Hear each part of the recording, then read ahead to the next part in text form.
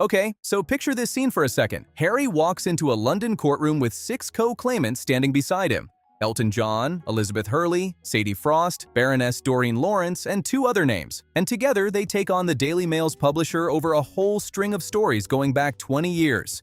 97 separate claims, all filed at once. And he walks out having lost every single one of them. Not most, not the majority. Every single claim, dismissed.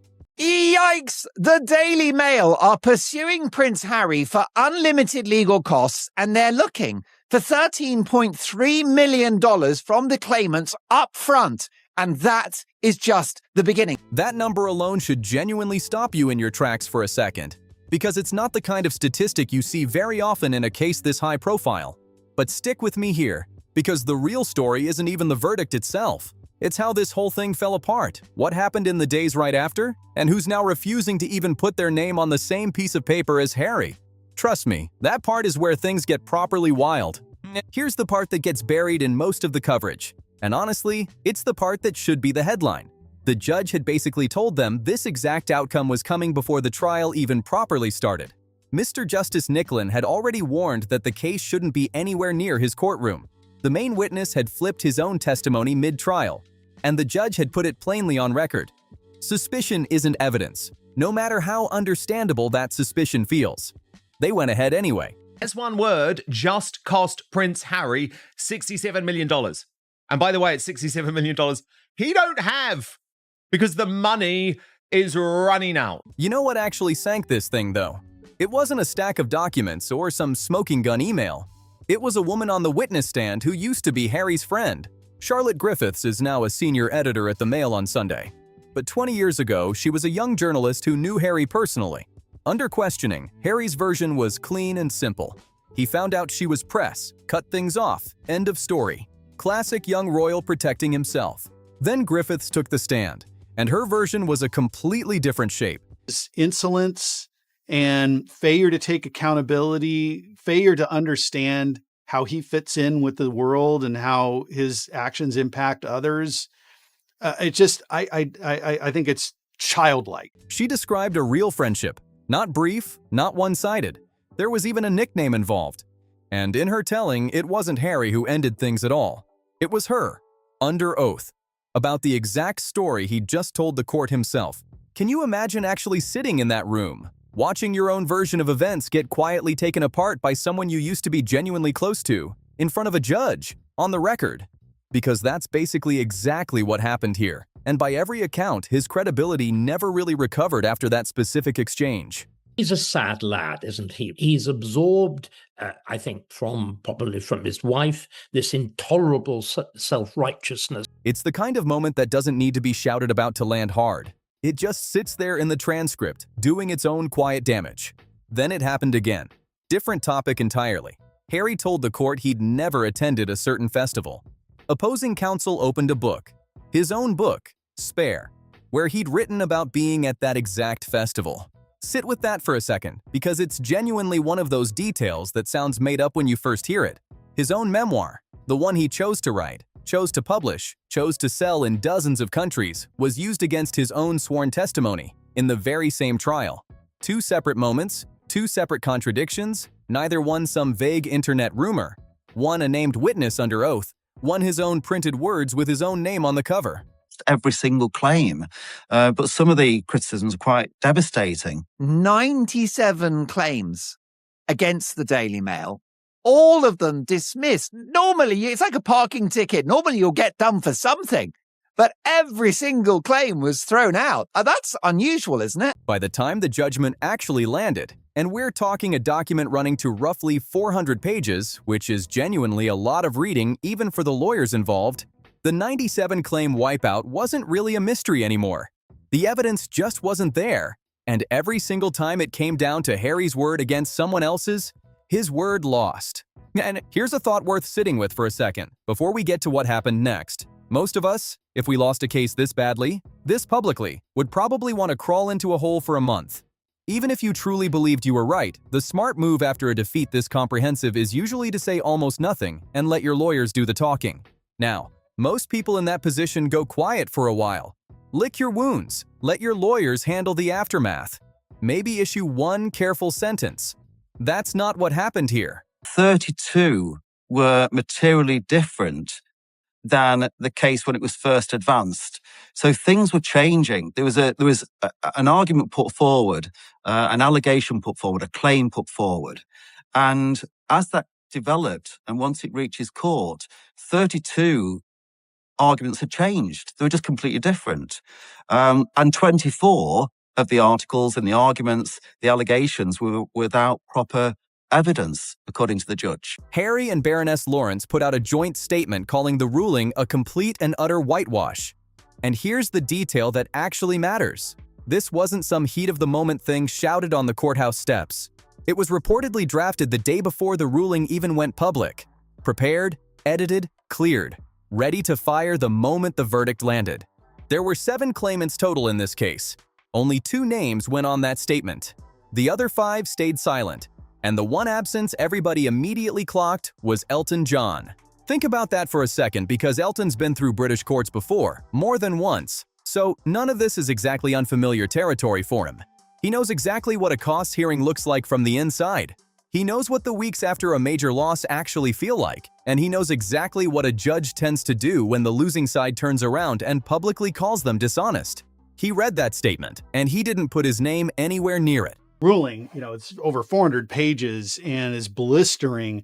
And he was warned the case should have never proceeded to court. If you're sitting there wondering why one missing signature actually matters this much in the grand scheme of things, stick around, because it connects directly to everything that happens next in this story. And trust me, the numbers involved are about to get considerably, almost comically more expensive.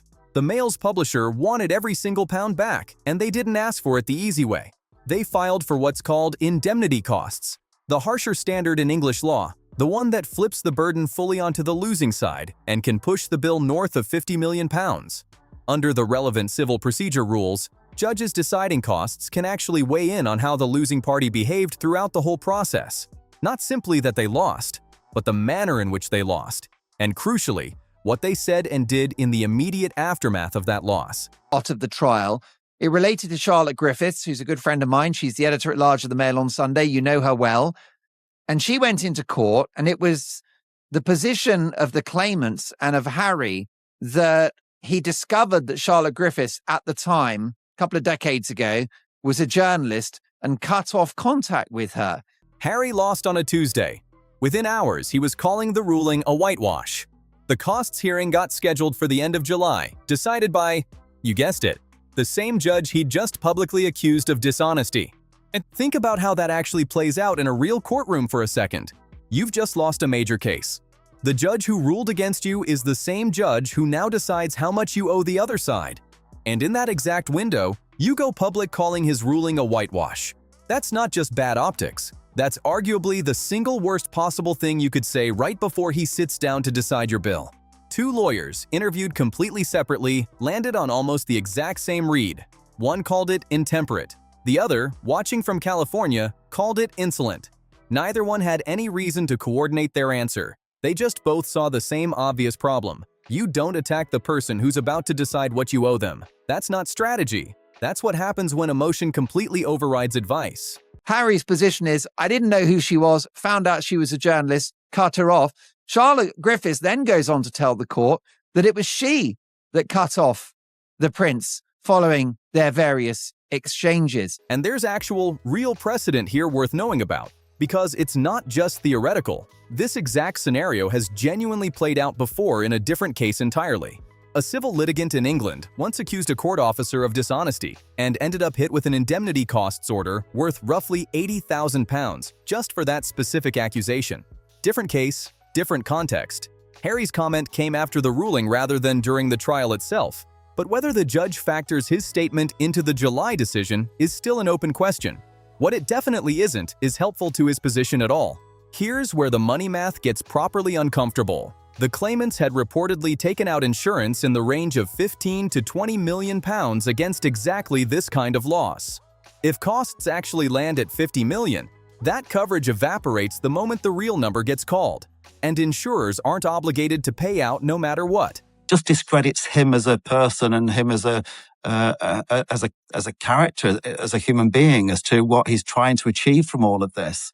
It's just got so messy that it's damaged the case. If the case was built on information that wasn't fully solid, if a key witness's credibility was shakier than what the insurers were told going in, that policy can get pulled entirely.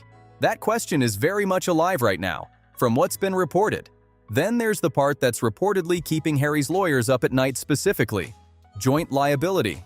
In a case structured like this one, claimants can be held jointly responsible for shared costs, meaning that if one specific person in the group simply can't cover their own share of the bill, the others in that same group can legally be pursued to make up the shortfall between them. Liz Hurley simply can't write a check covering even a modest slice of £50 million.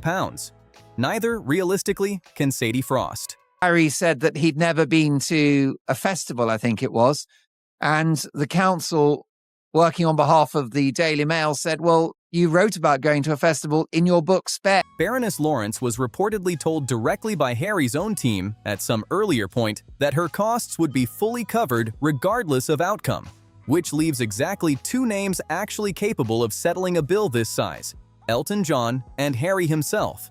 And Elton, based on current reporting, isn't exactly in a giving mood right now.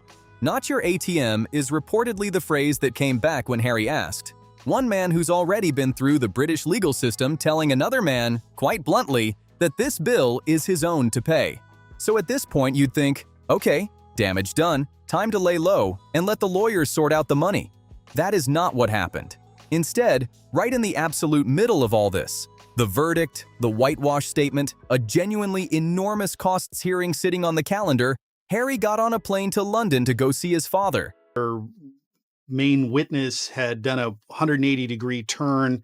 And so I do struggle to understand what the thinking was of the claimants after all of that information was developed, that they think that they could have succeeded. Now here's where the story gets properly strange. It was framed as reconciliation.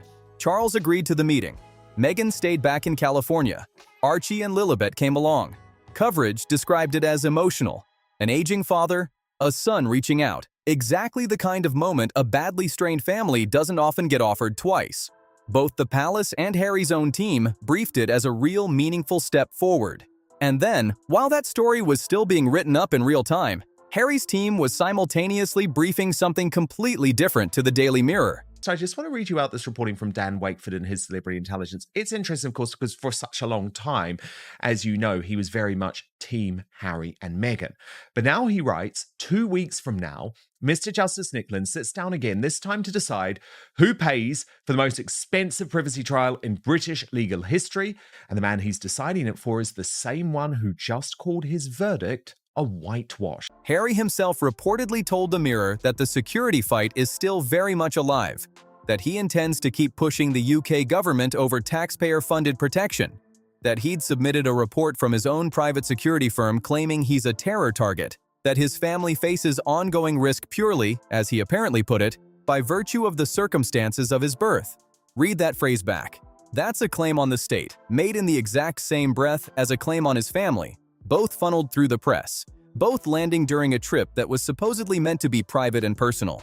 And they landed on the desk of a home secretary who's reportedly not exactly in a helpful mood right now. You know, they knew about the verdict beforehand. And also, frankly, I don't think Harry's smart enough to come up with an off-the-cuff statement. So this statement was prepared at least a day. Shabana Mahmood has managed to stay on through the recent government reshuffle, and her department is reportedly, by several accounts, absolutely furious because Harry's team apparently announced the visit's itinerary specifically as leverage to push the government's hand on the security question while the cameras were already pointed at a supposedly warm family reconciliation. He came for reconciliation. He brought a fight with him anyway. And honestly, that single contradiction tells you almost everything you need to know about how this entire month has genuinely gone for him. One hand reaching out for peace, the other hand quietly still throwing punches behind his back. Constitutional historian David Starkey watched all of this play out and said, on air, the thing nobody inside the palace seems willing to say on camera, He reportedly argued Harry's repeated behavior shows he simply can't be trusted, and that the only realistic path for him to live in Britain again would involve formally renouncing his royal status altogether. He compared him to Andrew and to the Duke of Windsor, and suggested Charles is showing real weakness by continuing to fold under pressure. That's not tabloid noise. That's a serious historian putting his name to it publicly. And here's the thing. You could look at each of these 3 moments on its own and just shrug. A tense court loss. Sure, people say things they regret. A private security concern. Fair enough. People worry about their kids. A tricky family visit. Happens all the time. But line all 3 of them up next to each other in the same few weeks, and something else entirely starts to show through. He's made this court case, which, okay, it's his right to file a court case, and he loses and he pays the consequences or suffers the consequences of that. But then to give the statement thereafter, criticizing the court, this is not an honorable thing. His testimony got contradicted, and he blamed the judge. The judge scheduled a costs hearing, and he attacked the court's integrity. His father agreed to meet him, and he reportedly used that exact trip as leverage against the government. Every single time the room quietly offered him a graceful way to lose, he answered by widening the fight instead. One of the lawyers watching this whole thing unfold from California called it, quite plainly, a genuine failure to understand how his own actions actually land on other people around him. That wasn't an insult. That was closer to a professional read on a familiar pattern. Elton, of all people, clearly saw the same exact pattern coming from a mile away, well before most of the public commentary caught up to it. That's most likely why he didn't sign that statement in the first place. And it's probably exactly why he's not reaching for his checkbook now either. Because once you've watched someone widen a fight 3 separate times in a single month, you start to wonder whether writing that check just buys you a front row seat to round 4. The actual bill from that late July hearing hadn't been finalized as of the most recent reporting, but the actual range being discussed is public knowledge. Somewhere between the roughly £4 million the court had provisionally capped things at before trial began, and the full $50 million the Mail's publisher is currently asking for. Every pound of that gap gets decided, at least partly, based on how the losing side behaved after the loss. And the losing side reportedly spent the days right after the verdict calling the government negligent on a completely separate front at the exact same time. Instead of a quiet defeat, a loud one. Instead of a costs hearing purely about numbers, one that's now also about conduct. Instead of reconciliation, a fresh fight with the state layered right on top of everything else. Here's what makes this whole month so oddly fascinating once you actually step back and look at the entire thing as one connected story, rather than 3 separate headlines that happen to land close together. He can appeal the verdict. He can't unsay what he called the judge. He can try to renegotiate with Elton. He can't force Elton to sign something Elton already refused to sign once. He can tell his father the swords are down. He can't unbrief the Mirror about a security fight happening at the exact same time. He can insist to the Home Office that he's a genuine terror target. He can't really expect them to take that at face value after watching him time the announcement the way he apparently did. Every single door he had available to him this month seems to have gotten closed by his own hand, one after another, almost like he was doing it on purpose. Except nobody actually thinks that's the plan. It just looks that way from the outside, which might be the most uncomfortable part of the whole thing. One of the lawyers gave maybe the plainest read on the whole thing. The case simply wasn't good enough, the evidence wasn't there, and honestly, the legal team probably should have caught the weaknesses earlier. That's about as polite and diplomatic as a legal professional generally gets when describing a client who simply couldn't be told no. The other lawyer, 3,000 miles away, landed on nearly identical language independently. Insolence, a real failure to take accountability. 2 entirely separate lawyers, working on 2 completely different continents with no connection to each other, somehow arriving at the exact same basic diagnosis independently. And Starkey himself, meanwhile, watching all of this play out purely as a historian rather than a royal insider, put an actual ceiling on where he genuinely thinks it all ends. Formal renunciation. That's genuinely the actual endgame he's predicting out loud, on the record, with his own name attached to it. So take a step back with me for a second before we get to the ending, because I think it's worth actually sitting with how strange this whole situation actually is. You've got a man who spent years building his entire public identity around being unfairly treated by institutions, the press, the palace, the government. And now he's the one being told by multiple separate people, across multiple separate contexts, that he's the common thread in his own unraveling. That's genuinely not a comfortable place for anyone to be, and it's definitely not where anyone on his own team would have wanted this particular month to end up landing.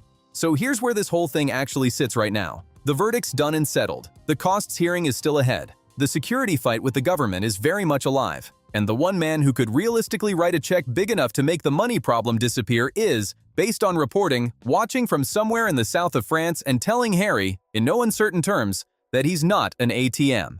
What do you actually think happens first? Does Harry find some quiet, behind-the-scenes way to settle this costs question before it gets any messier? Or does this whole thing drag out into a second, even bigger public fight that makes everything we've just covered look like the warm-up act? And here's the question I honestly keep coming back to myself, over and over, whenever I think about this whole story.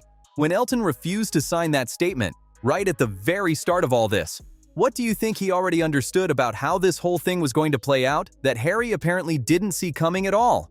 Drop your honest thoughts down in the comments. I really want to know where people land on this one, because I've been going back and forth on it myself all week and I still don't have a clean answer. And if you want to catch the next update the second that costs ruling actually lands, do yourself a favor and subscribe to Palace Insider so you don't miss it in the flood of other coverage. And if tonight's story kept you hooked all the way to the end, do me a favor and drop a like on your way out. It actually makes a real difference for how many people this channel actually reaches. And I'd love for more people to be sitting here with us when the next chapter of this one drops.